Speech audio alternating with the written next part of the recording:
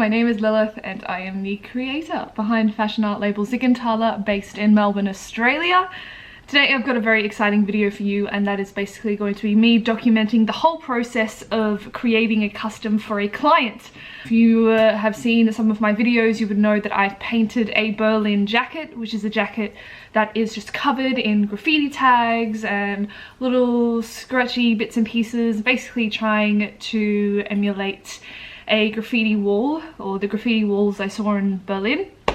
Anyways, I was contacted by someone and now I am creating one for a client. This one is going to be a little bit more different, a little bit more grungier, a little bit darker. It is for a male customer, so it's going to just be a little bit less vibrant, more sort of like grungy, niche, which is really exciting because I love grunge and I love dark, scratchy, drippy things. So this is going to be such a fun video to make. I also think this would just be a good opportunity just to show you what I'm all about in regards to my custom service. It's probably one of the most popular services I have within my business, Zigantala. Just as a quick summary, people pay me to paint them exclusive, unique jackets. It can be anything. I've done so many different things. I've done musical artists, custom tag, custom motorcycle jackets for people that just bought a motorcycle, like everything. Basically this video is just going to show you my process as a designer on how it starts from the client contacting me to them actually receiving their product that they ordered. This person contacted me via email. I think he found me through YouTube, I'm not quite sure, and we had some backwards and forwards chats about what he was wanting. He really liked the Berlin jacket. He wanted something like that and he wanted it more grungy. He wanted specific words on it and he wanted it on a specific color jacket. Usually when I do get someone contacting me about a custom, two of the most important things I need to know is, one, are you going to outsource your jacket, or whether I need to find a jacket for you, and two, what you want. Once I know those two things, then we can proceed to the price, and then we can proceed to the invoice, and then I can create the custom for you. So for this particular client, he is interstate, so it's going to be a little bit hard for him to get a jacket to me, so he decided that I would outsource a jacket for him. And obviously what he wanted was something like the Berlin jacket, obviously what we talked about before, a little bit more grungy. I'm thinking more of a dark palette, less bright colors. He did send me a couple of pictures of clothes that he really liked, and then we sort of came to an agreement. And then I usually sketch up something. This is what I sort of call the sketch consultation part of the custom making service. This particular sketch I did on Illustrator just because I want to broaden my skills into digital art, and I thought that that would be a step in the right direction. And also because we were outsourcing his jacket, I was able to actually use the jacket that the model was using for the website and then do my little drawings on the jacket. I just thought that it would be a much more better depiction of what the thing would look like. Obviously with this type of style of jacket, it's a little bit hard to show someone exactly what it's going to look like, because usually I don't like to plan everything out to the smallest, finest detail. It's usually something like, this is what it's going to look like a roundabout, but it's sort of like, this is sort of the aesthetic and this is sort of the vibe that's going to be coming out, and that was the point of this sketch consultation. And so then I sent that off to the client. The client was very happy about that, and now I'm onto the painting part. So I'm filming this today because it just arrived. The shirt just arrived and it's perfect. Usually when I do outsource jackets, I do have a couple of jackets with me. Sometimes people just want a oversized vintage denim jacket, and I've actually got a couple here already. So I have those on hand just in case someone wants something quick. Otherwise, when I do try and outsource a jacket, I try to outsource secondhand or vintage. Mind you, sometimes the clients are very specific on what they want, and if it's not a denim jacket, like this particular client, he didn't really like denim. He says it doesn't really go with his sort of style, and that he was looking for something like the Berlin jacket but in different colors. Usually if something is a little bit specific like that, I will outsource and try and find a new garment. Sometimes it is very hard to find vintage or second-hand garments, especially if I've got a timeline. So this isn't vintage. I bought this. Oh, I'm gonna have so much fun with this. Unfortunately, I won't be able to do any of to start painting on this today, but I will be able to start over the next couple of days, and I will bring you along with me to show you how I paint a custom jacket for a client. This is the before. It's a really awesome jacket. It's 100% organic cotton, which is great. I try to paint on mostly natural fabrics, so this is perfect. I thought it was going to be sort of like an overshirt, so a little bit more thin, but it's actually quite... I'm so excited to paint on this jacket. I feel like it's going to turn out so well. She's got these two giant pockets here, and it's pretty big. The client is a guy, so he will be much bigger than I am, so I think it will probably fit him very nicely. He told me that he was a large, but he also likes sort of oversized look, so we better get into it.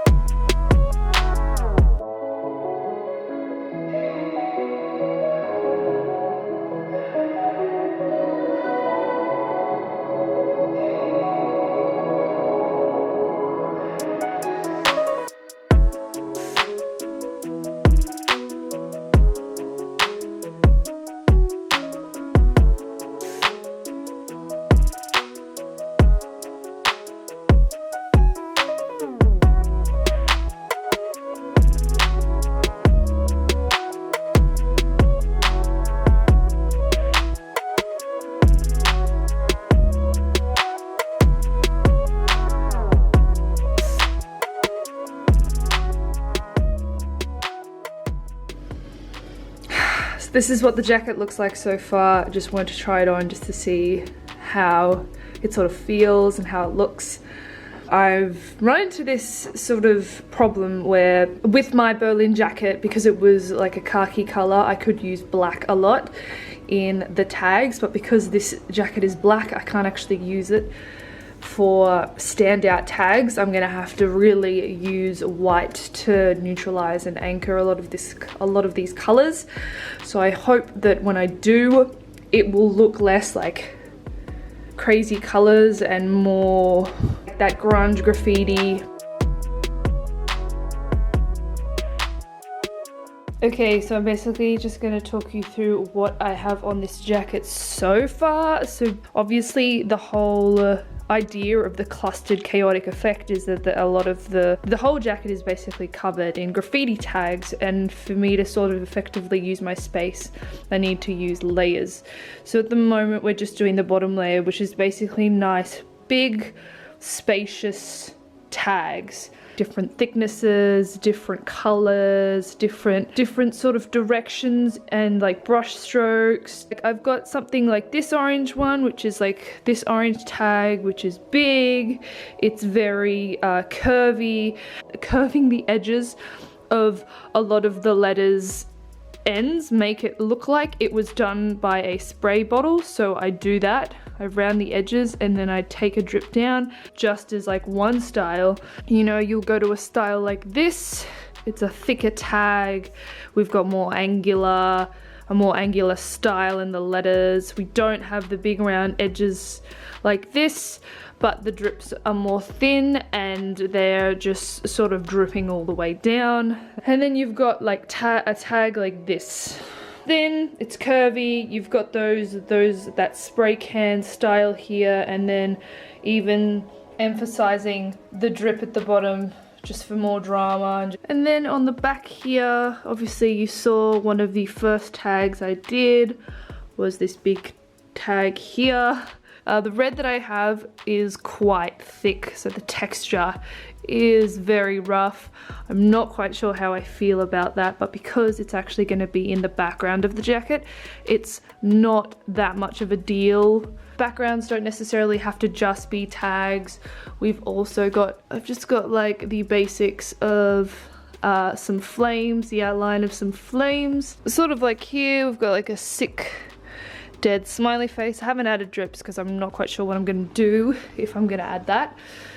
But yeah, that's basically the jacket so far. So I've just gone through and I'm starting to do a little bit more detailed tags now because we're sort of moving from the background of the jacket up to sort of, I guess, the mid-ground. So I'm starting to do a more curvy, more thin tags, just to sort of fill up the spaces. I'm starting to mix a couple of neutral colors because I want to incorporate more neutral dark colors to sort of anchor all of these colors that I'm doing. I'm starting to use white a little bit more, but white will sort of be more of a foreground thing. You will have lots of little scratchy white tags that will be at the top of all of the layers. It's so weird trying to explain these concepts as I paint them, but it all makes sense in my mind. You might just have to watch to sort of see what I mean. Obviously this is a word heavy garment, but also trying to incorporate more pictures now because pictures need more details. I sort of leave them for the sort of mid-ground to foreground of the jacket. I've painted this giant drippy dagger. I might do some a couple of little etchings and things. At the moment right now, it's sort of like the things that I'm doing are becoming more detailed and they're a little bit more playful. They're less about trying to take up space and more about filling the spaces. And then after that, we'll go into the sort of finer, smaller detailed tags where I will use a thin brush and sort of fill out all the little gaps so that overall the whole jacket is just covered, and that everywhere you look on the jacket there is something awesome, there's something different, and it's all just sort of going to come together in the crazy chaotic mess that is the Berlin jacket style.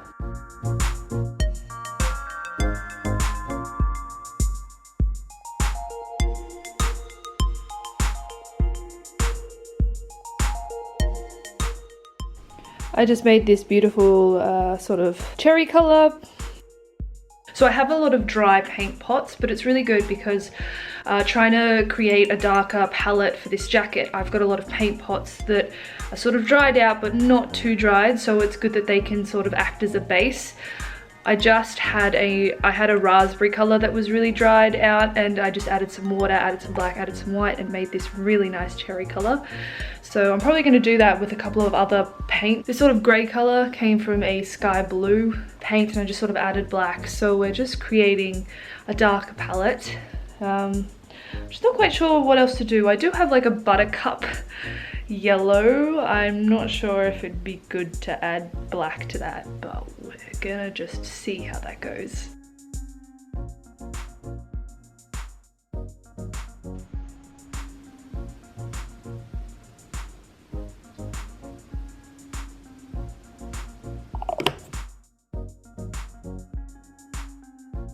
A lot of the palette is quite cool as well, and I wanted some of the darker colors to have a little bit of warmth, and just because I haven't actually used any yellow yet, I'm just a little bit, I don't know what yellow to use. I've got a warm yellow here, and then I've also got this fluoro yellow, but I'm not quite sure because I only want to use one, so there's not really much warmth on this jacket, so that is why I added a bit of yellow to that.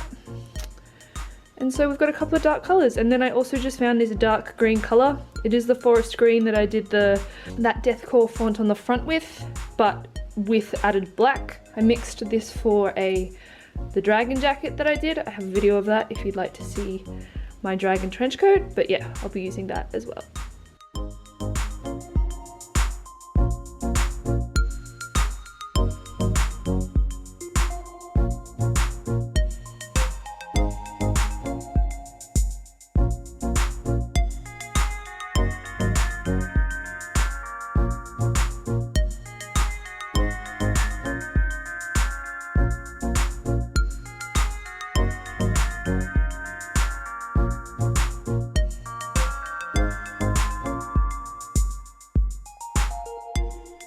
So I've just finished painting for the night. I had a pretty big block of painting, probably like 4 or 5 hours of it, and I've done most of the jacket now. I think now it's just sort of need a couple more hours of refining everything. One of the big things about having a big sort of block of painting is that it really just sort of wears down my eyes and the sort of vision I have for a piece. So I'm gonna go to bed and we're gonna do a little bit more tomorrow. I'm just gonna wake up and just see how I feel about everything, but yeah, and then I'll talk you through a lot of the decisions I made as well. I have added some dark colors to the palette, but it's looking a bit weird. It's still quite colorful, and I'm hoping that the client is going to be okay with that. When I did send him the sketch, he did say to me to not be afraid to add more brighter colors, so it's definitely not looking the same as the sketch in regards to that palette, because I used a lot of like, I didn't even use white, I used like beige, maroon, I used like a dark forest green and like black or like charcoal. So I'm looking at it and I'm like, I'm just overthinking everything. So I'm gonna have a shower, go to bed, wake up tomorrow, see how I feel, and yeah, we'll just go from there.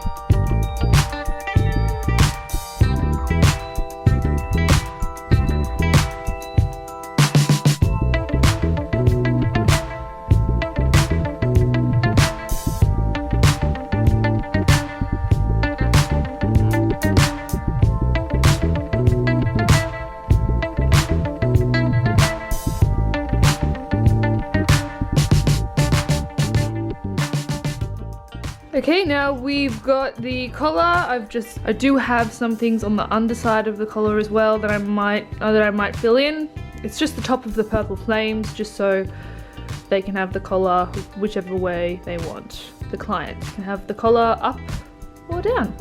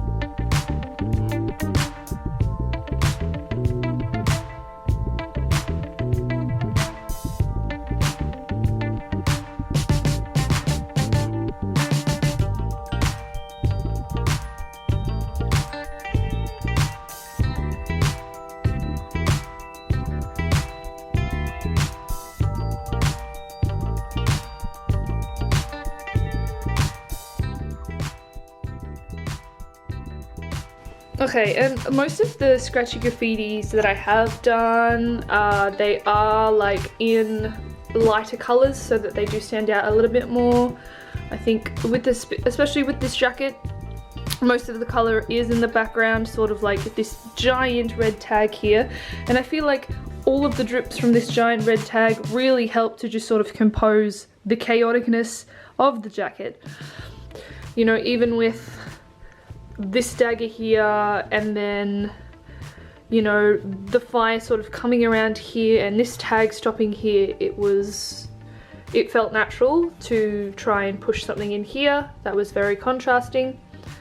The same with like up here, I put all the flames up on the bottom of the collar, and I think that's quite a cool feature of the collar because it means that the collar can be flipped normal like that, or it can be flipped up and it looks really cool. You'll see the end pictures of that. I think that's a really cool feature of the jacket. But as I said, I had these purple flames here, I had this tag here, and then this was one of the last tags that I did because I just put it there because I was like, you know, it just needed something. It needed a bit of brightness to sort of jump out because the rest of the back of this jacket is so crazy. We've got a nice skull here on the side. As you can see, like there was like this little space in the armpit. Sometimes there are spaces in places where it just seems appropriate to not put anything there because no one's going to see it, like this armpit, but I wanted to just put this off to the side. Did it in a white, did nice little intricate details, so that really stands out. Yeah, even I've just got like little pictures like this on the side. I have a couple of these little safety pins which I think look really cool and sort of match the whole vibe of the jacket. The client liked the number 13, so I've got that there. These like tally marks is just really good for a space filler because as you can see here, I did have all of that black space where nothing was overlapping. And I didn't particularly want to do another tag like I did on this side, so I just did that. And it's just an easy fix. I really love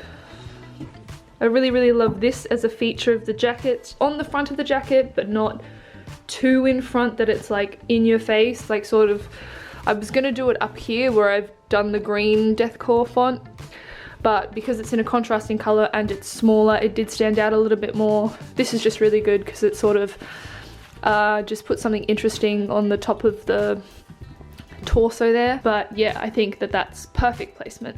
But yeah, even just small signs and symbols, just that's not meant to mean anything, nothing like the Illuminati or anything like that. That's just a thing, you know, even like small smiley faces, or sort of like the Nirvana symbol, or I think Travis Scott also has a symbol similar to that. Got my little tag in there. And then also there's the collar.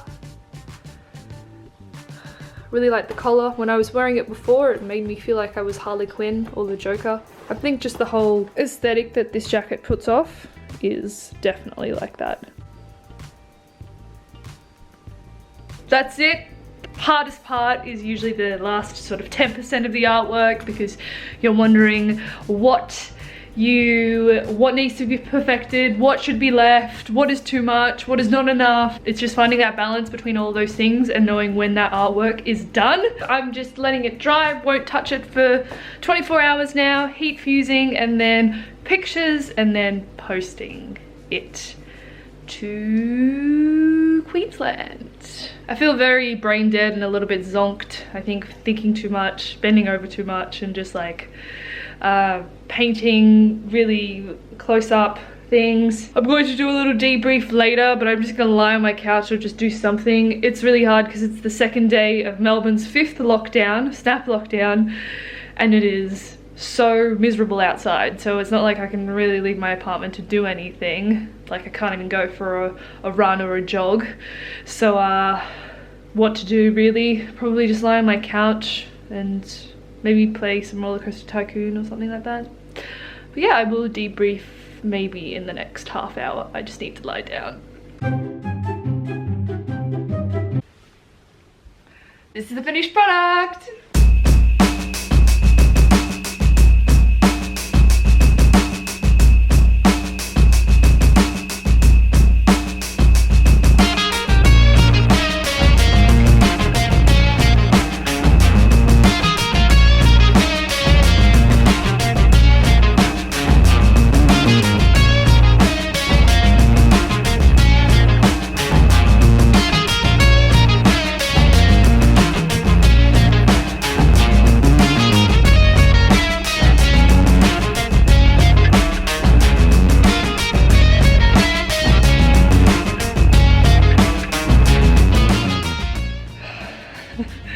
I just finished taking photos of the jacket. I want to capture it from so many angles with like videos and pictures and close-ups and detail shots, and I still need to do a couple more things, but oh my god, it is so time consuming, but I'm getting towards the end of it, which is good. But yeah, my two babies. And just as a little comparison, here we've got the Berlin jacket, which is the one on this side, the one on the left. It's the first jacket I did, inspired by, yes, Berlin. I've got a video on that if you want to check that out. And then we've got the finished product of the commission I just did. Obviously this one is a little bit more grungy. It's definitely a little bit more chaotic. I didn't use spray paint in the background of this one like I did for this one, but it looks just as cool. It's about 3 years between these two jackets, so my style has definitely refined a little bit more. And I'm a lot more confident doing graffiti tags. And lo and behold, I did have to do a couple of last minute touch-ups this morning, so that's not going to push back it's not going to push back the postage for tomorrow, but it's just, I just saw a couple of things and I was like, I need to do those, so yeah.